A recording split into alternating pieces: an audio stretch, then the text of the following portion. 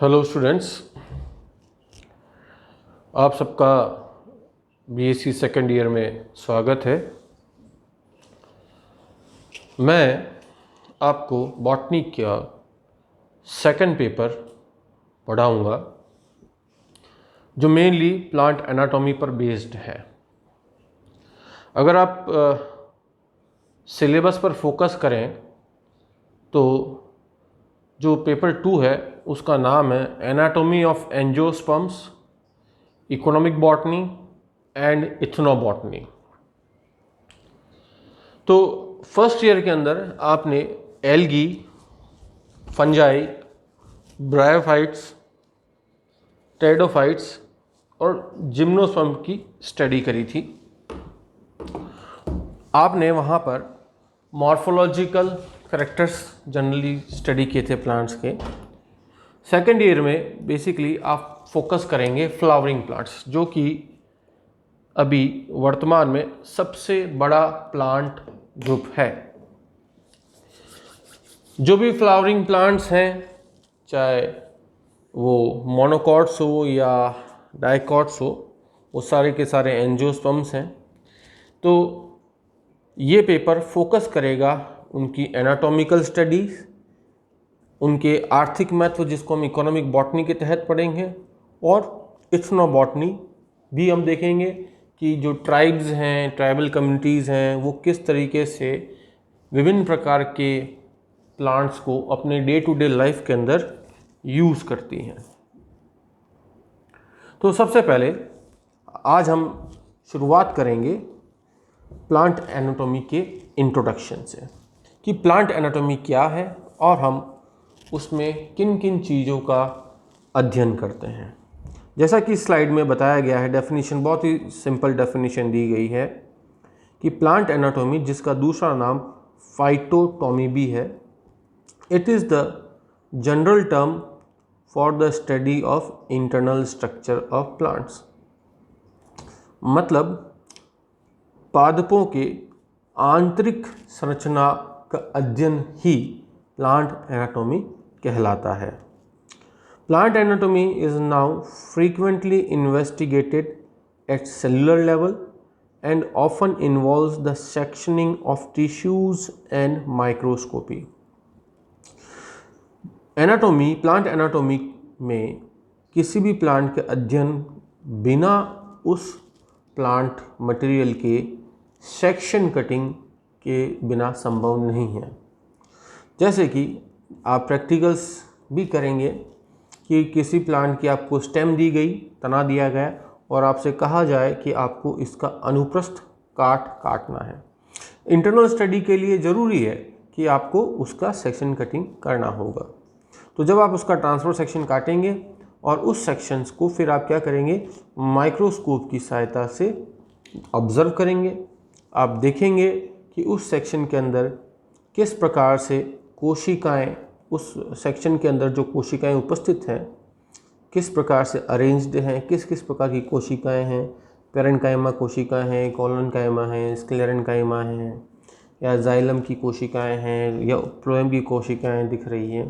तो इन सब का अध्ययन हम इस टॉपिक के अंदर करते हैं।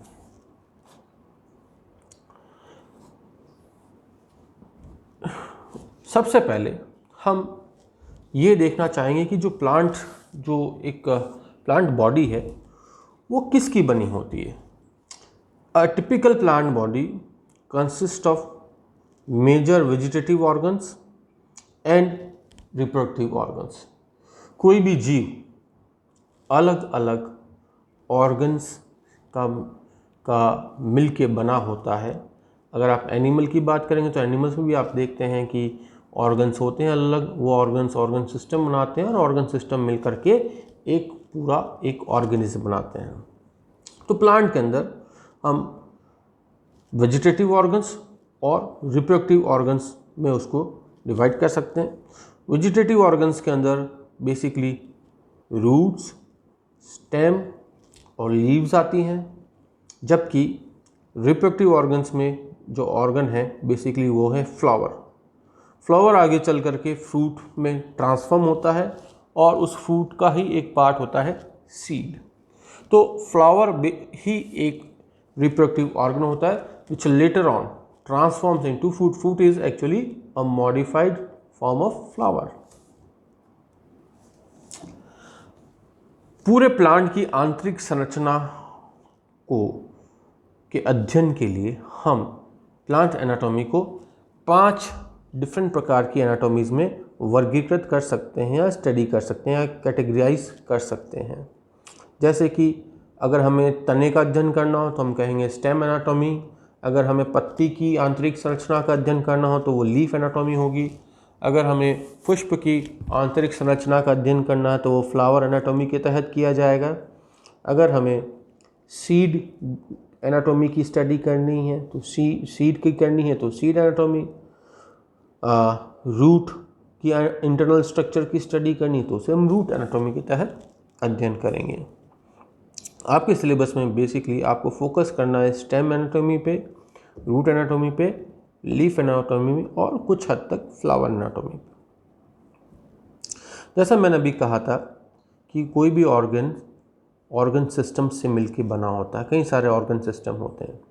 जैसे कि उदाहरणतः अगर हम एनिमल की बात करें तो एनिमल्स में कई सारे ऑर्गन, खास करके हायर एनिमल्स, जैसे वर्टिब्रेट्स की बात करें, वर्टिब्रेट में भी अगर हम प्राइमेट्स की बात करें तो आप ये पाएंगे कि नर्वस सिस्टम होगा। नर्वस सिस्टम क्या एक ऑर्गन सिस्टम है। रेस्पिरेटरी सिस्टम होगा, सर्कुलेटरी सिस्टम होगा, स्केलेटन सिस्टम होगा, डाइजेस्टिव सिस्टम होगा, रिप्रोडक्टिव सिस्टम होगा। तो कई सारे ऑर्गन सिस्टम्स होते हैं। ये ऑर्गन सिस्टम अनेकों ऑर्गन से मिलके बने होते हैं। जैसे रेस्पिरेटरी सिस्टम में आपके लंग्स आ गए हैं, सर्कुलेटरी सिस्टम के अंदर आपका हार्ट आ गया है और ब्लड वेसल्स हो गई हैं। डाइजेस्टिव सिस्टम के अंदर आपके अलग अलग ऑर्गन्स आ गए, जैसे कि स्टमक आ गया, आपके गॉल ब्लैडर आ गया, पेनक्रियाज आ गई, स्मॉल इंटेस्टाइन है, लार्ज इंटेस्टाइन है, लीवर है।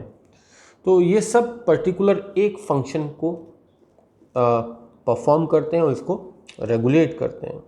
या रेस्पिरेटरी सिस्टम का काम है रेस्पिरेशन का, डाइजेस्टिव सिस्टम का काम है पाचन का।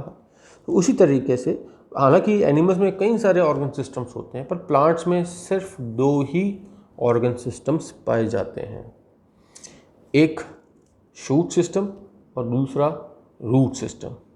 यहाँ पर एक इम्पॉर्टेंट डिफरेंस है प्लांट और एनिमल्स के अंदर कि प्लांट एक यूनिक ऑर्गेनिज्म है। वो 2 डिफरेंट एनवायरनमेंट में एक साथ रहता है, या हम अपन कहें कि उसके अलग अलग ऑर्गन्स अलग अलग एनवायरनमेंट के अकॉर्डिंगली एडेप्ट होते हैं और उसमें सरवाइव करते हैं। जबकि अगर आप एनिमल्स की बात करोगे तो ऑल द ऑर्गन्स मोर और less functions in similar environmental condition. जैसे हम शूट सिस्टम की बात करें तो शूट सिस्टम जमीन से ऊपर की ओर होता है और जमीन से ऊपर का जो एनवायरनमेंट है, मतलब बाह्य पर्यावरण जो है वो एटमॉस्फेयर है। जबकि रूट सिस्टम क्या होता है, जमीन के अंदर होता है। तो जमीन के अंदर का एनवायरनमेंट जो होता है वो होता है लिथोस्फेयर। फर्क है, जमीन के अंदर वातावरण में अलग चीज़ें होती है, जैसे ज़मीन के अंदर रोशनी नहीं होती है, ऑक्सीजन की कंसंट्रेशन वो बाहर की कंपैरिजन में थोड़ी कम मिलेगी आपको कई मिनरल्स ज़मीन के अंदर होते हैं जो बाहर नहीं होते हैं। तो अलग अलग कंसंट्रेशन हो सकती है गैसेस की, वाटर अवेलेबिलिटी की अलग कंडीशंस हो सकती हैं, लाइट इंटेंसिटी की अलग अलग कंडीशंस हो सकती है। तो they are different conditions in different environment and therefore plant is a unique organism. The root system is adapted to a different environment, while the shoot system is adapted to a different environment. Shoot system is adapted to atmospheric environment, while root system is adapted to lithospheric environment, below ground environment. Now जो shoot system है ये एक organ system है, और जबकि animals में क्या सारे के सारे पूरा जो ऑर्गेनिज्म है, सारे के सारे ऑर्गन सिस्टम्स हैं वो एक ही एनवायरनमेंट में होते हैं। अगर वो बाहर मतलब एटमॉस्फेयर में तो एटमॉस्फेरिक एनवायरनमेंट। शूट सिस्टम जो है उनके अंदर जो मुख्य ऑर्गन्स हैं वो इस प्रकार हैं। स्टेम्स हो गई, स्टेम हो गया, पत्तियाँ हो गई, फ्लावर हो गए, बर्ड्स हैं, सीड्स हैं। और जैसे कि लिखा गया है कि ये शूट सिस्टम हमेशा पॉजिटिवली फोटोट्रॉपिक होता है। फोटोट्रॉपिक का मतलब यहाँ पर ये हुआ, लाइट की दिशा में या जहाँ लाइट है उस दिशा में इसकी वृद्धि होती है। ट्रॉपिक मूवमेंट से रिलेटेड है। ट्रॉपिक जो शब्द है वो मूवमेंट होता है। अच्छा, प्लांट्स के अंदर भी मूवमेंट्स होते हैं, वैसा मूवमेंट नहीं जैसा कि एनिमल में होता है कि एनिमल अपने काम, animal movement means animal can change its position, है ना, वो अपनी एक लोकेशन से दूसरी लोकेशन पे जा सकता है, that is known as animal movement. But ऐसा मूवमेंट प्लांट के अंदर नहीं है। प्लांट अपनी ही जगह पर रहकर डिफरेंट मूवमेंट कर सकता है। मूवमेंट मीन्स बढ़ोतरी अपनी साइज के अंदर। तो दो मूवमेंट्स होते हैं, एक तो होता है ट्रॉपिक मूवमेंट, एक होता है टर्गर मूवमेंट। तो ट्रॉपिक मूवमेंट जैसे फोटोट्रॉपिज्म हो गया, ग्रेविट्रॉपिज्म हो गया, थिग्मोट्रॉपिज्म हो गया। तो यहाँ पर इन मूवमेंट्स का कि पीछे का जो कारण है, वो एक डिफरेंट है। जबकि टर्गर मूवमेंट्स के अंदर टर्गर प्रेशर रिस्पॉन्सिबल है। जैसे स्लीप मूवमेंट्स लीव्स का है तो वो टर्गर मूवमेंट है। Opening and closing of stomata, ये भी एक तरह से टर्गर मूवमेंट्स ही है। जबकि जो पौधा है, पौधा अगर रोशनी की दिशा में वृद्धि करेगा, लाइट की डायरेक्शन में वृद्धि करेगा, तो हम उसे कहेंगे फोटोट्रॉपिज्म। और पॉजिटिव मीन्स टुवर्ड्स लाइट। तो हर शूट जो है वो हमेशा पॉजिटिवली फोटोट्रॉपिक होगा। जबकि जो रूट सिस्टम होगा वो बेसिकली रूट और उसकी पार्श्व शाखाएं जो हैं, जिन्हें हम लेटरल रूट्स कहते हैं, उनसे मिलकर बना होता है। और ये पॉजिटिवली जियोट्रॉपिक, जियो मीन्स जमीन, और पॉजिटिव जियोट्रॉपिक मतलब अर्थ पृथ्वी की और पृथ्वी के का जो गर्भ है उसकी और उसका मूवमेंट होगा। और जियोट्रॉपिक मूवमेंट को हम जियोट्रॉपिज्म भी कहते हैं। ये इस चित्र के माध्यम से आप देख सकते हैं, जैसा मैंने कहा कि एक तो है शूट सिस्टम जो बाहर की ओर है एटमॉस्फेयर में, एक है रूट सिस्टम जो ज़मीन के अंदर का वातावरण है। ठीक है, तो प्लांट दो विभिन्न वातावरणों में अपने आप को अडेप्ट किए हुए होता है। जो रूट सिस्टम में एक तो रूट होगी, यहाँ पर टैप रूट बताई गई है, और उससे जो शाखाएं निकल रही हैं उसे लेटरल रूट्स कहा गया। जबकि शूट सिस्टम में पाए जाने वाले जो मुख्य ऑर्गन्स हैं वह स्टेम है, वहाँ पर बर्ड्स हैं, फ्लावर्स हैं, लीव्स हैं। ये एक विस्तृत डायग्राम है। लीफ में भी फिर petiole, blade, birds, node, internode, कई सारी संरचनाएं पाई जाती हैं। यह एक और चित्र बताया जा रहा है जिसमें स्टेम और रूट का सेक्शन कटिंग किया गया है, इवन लीफ का भी सेक्शन कटिंग किया गया है। जैसे आप देखेंगे सबसे पीछे रूट का जब टीएस काटा तो टीएस काटने में क्या क्या आपको संरचनाएं नज़र आती है। जैसे इसमें बाहरी, सबसे बाहरी जो संरचना है उसे एपिडर्मिस कहते हैं। ये एक स्तरीय कोशिकाओं की परत होती है। उसके अंदर का जो रीजन है उसे हम कॉर्टेक्स कहते हैं। और सबसे मध्य में जो पाए जाने वाला है वो है संवहन पूल, जहाँ पर संवहन कोशिकाएं, संवहन उत्तक पाए जाते हैं, जाइलम और फ्लोएम। इस तरीके से स्टेम की आंतरिक संरचना रूट की आंतरिक संरचना से विभिन्न प्रकार की। वैसे ये जो चित्र दिया गया है वो एक डाइकॉट प्लांट का है। तो आप देखेंगे कि वहाँ पर आपको वेस्कुलर बंडल जो संवहन पुल है, जाइलम और फ्लोएम जो बताया गया है, जाइलम यहाँ लाल रंग के अंदर और बाहरी और हरे रंग से फ्लोएम को दर्शाया गया है, और बीच में उनकी कैम्बियम पट्टिका है। और सबसे ऊपर इसमें एक लीफ का जो है ट्रांसफर सेक्शन काटा गया है। उसमें अपर सरफेस जो लीफ है, लोअर सरफेस है लीफ की, वो बताई गई है। जो लोअर एपिडर्मिस होती है लीफ की, उसमें रंध्र पाए जाते हैं जिनको हम स्टोमेटा कहते हैं, गार्ड सेल्स जो होते हैं वहाँ पर। और उसमें ऊपर जो अपर एपिडर्मिस के नीचे की तरफ पेलिसेड पैरेन्काइमा पाई जाती है, और उसकी और नीचे की तरफ पाई जाती है स्पंजी मेसोफिल सेल्स है। मेसोफिल सेल्स वो कोशिका हैं जो कि फोटोसिंथेसिस का कार्य करती है, और इसमें जाइलम और फ्लोएम्स भी पाए जाते हैं। हालांकि लीफ एनाटॉमी भी दो टाइप की आपको पढ़नी पड़ेगी, एक तो होता है C3 प्लांट की और एक है C4 प्लांट्स की। तो C3 प्लांट्स की जो लीफ एनाटॉमी वो थोड़ा डिफरेंट है, और जो C4 प्लांट्स है जैसे कि मक्का और शुगर कैन जो गन्ना है, उनकी जो लीफ एनाटॉमी उनको हम क्रंच एनाटॉमी भी कहते हैं। अब इस स्लाइड के अंदर ये दर्शाया गया है कि शूट सिस्टम और रूट सिस्टम के मुख्य कार्य क्या हैं। जैसे कि शूट सिस्टम, तो शूट सिस्टम में आपको ये विदित होगा कि इसमें मुख्य ऑर्गन जो हैं वो हैं लीव्स, स्टेम और फ्लावर। अब इनके क्या कार्य होंगे, जैसे कि ये बताया गया फोटोसिंथेसिस, प्रकाश संश्लेषण, ये सबसे महत्वपूर्ण कार्य है पौधों का, और इसी एक जैव रासायनिक क्रिया के कारण इस ब्रह्म सृष्टि के अंदर जीव अपनी उपस्थिति दर्ज करते हैं, या जीवों का जो स्थायित्व है, जीवन तभी संभव है जब वनस्पति या जो पेड़ पौधे हैं वो प्रकाश संश्लेषण कर पाए। अगर प्रकाश संश्लेषण नहीं होगा तो पेड़ पौधे भी नहीं रहेंगे, पेड़ पौधे नहीं रहेंगे तो उन पर निर्भर जितने भी एनिमल्स हैं, जंतु हैं, या जो दूसरे माइक्रो ऑर्गेनिज्म हैं वो सर्वाइव नहीं कर सकते।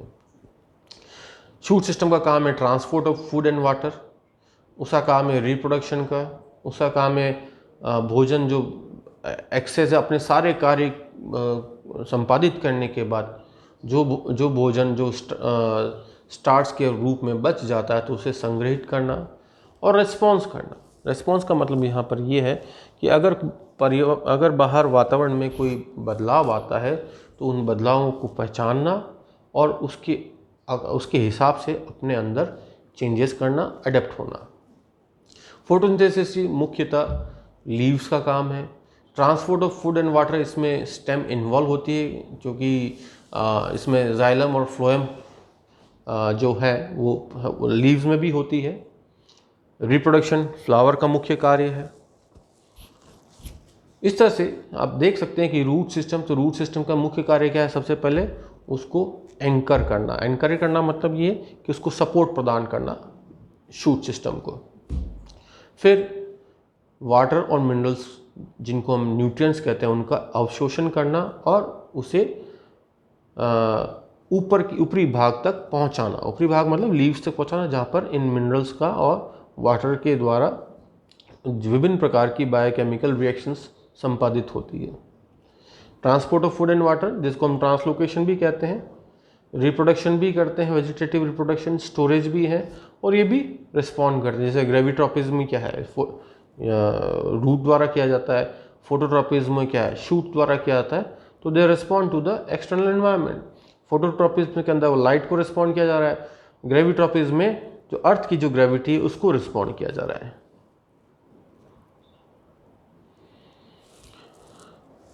नाउ ये जो ऑर्गन्स हैं, ऑर्गन्स अलग अलग प्रकार के टिश्यूज से बने होते हैं। उत्तक जिसे हम क्या कहते हैं, उत्तक भी कहते हैं। उत्तक बेसिकली विभिन्न प्रकार की कोशिकाओं से बने हो सकते हैं। हो सकता है कि वो समान कोशिकाओं की एक ही प्रकार की कोशिकाएं हों या अलग अलग प्रकार की कोशिकाएं भी हो सकती हैं कई केसेस के अंदर। जैसे प्लांट्स के अंदर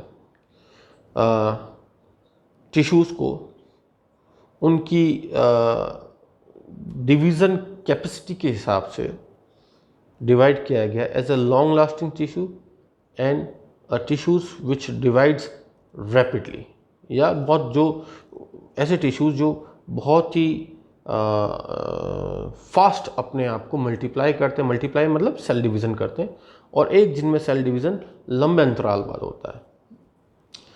जो सबसे अधिक जो बहुत तेज़ी से डिवाइड होते हैं उन्हें हम कहते हैं मेरिस्टेमेटिक टिश्यूज़, जिनको विभजोतक कोशिकाएं भी कहा जाता है। ये कोशिकाएं लगातार विभाजित होती हैं क्योंकि इन्हीं कोशिकाओं से प्लांट की समस्त कोशिकाओं का निर्माण होता है। लॉन्ग लास्टिंग टिश्यूज़ को फिर दो भागों में डिवाइड किया गया है। एक है सिंपल टिश्यू और दूसरा है कॉम्प्लेक्स टिश्यू, सरल ऊतक और जटिल ऊतक। सरल ऊतक जो है वो एक ही प्रकार की कोशिकाओं से बने होते हैं, जबकि जटिल ऊतक जो है वो एक से अधिक विभिन्न प्रकार की कोशिकाओं के बने होते हैं। यह उदाहरण दे रखा है, जैसे कि ग्राउंड टिश्यू। अगर आप प्लांट का ग्राउंड टिश्यू मतलब कि स्टेम का देखें या फिर आप रूट का जब सेक्शन काटेंगे तो जो कॉर्टेक्स वाला पार्ट है हम उसे ग्राउंड टिश्यू कहते हैं।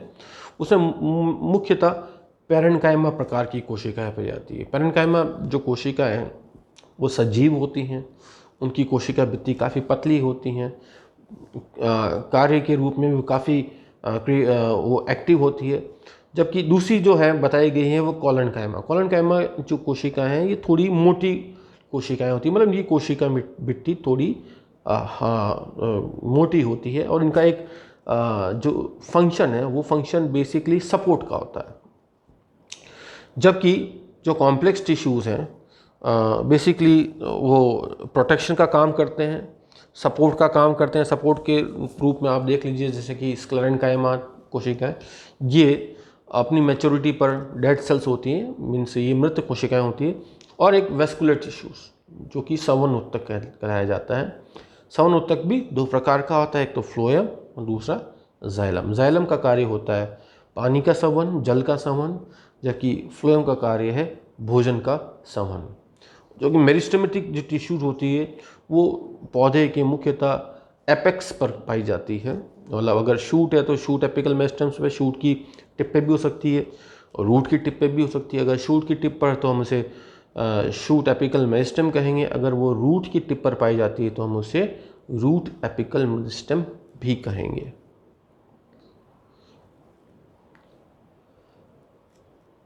मेरिस्टेमेटिक टिश्यूज, इसके बारे में जो पहला टिश्यू हम पढ़ने जा रहे हैं वो है मेरिस्टेमेटिक टिश्यू। इन मेरिस्टेमेटिक टिश्यूज कहाँ पाई जाती हैं, इन टिश्यूज़ की क्या विशेषताएं हैं, इन टिश्यूज़ का संगठन कैसा है, किस जगह पर किस तरह से उपस्थित हुए, तो ये सारी चीज़ें। और इसके लिए अलग कई सारी थ्योरीज दी गई है। ऑर्गेनाइजेशन ऑफ मेरिस्टेमेटिक टिश्यूज़, जैसे organization of shoot apical meristem या organization of root apical meristem, ये हम अपनी अगली क्लास में इसे पढ़ेंगे। Thank you.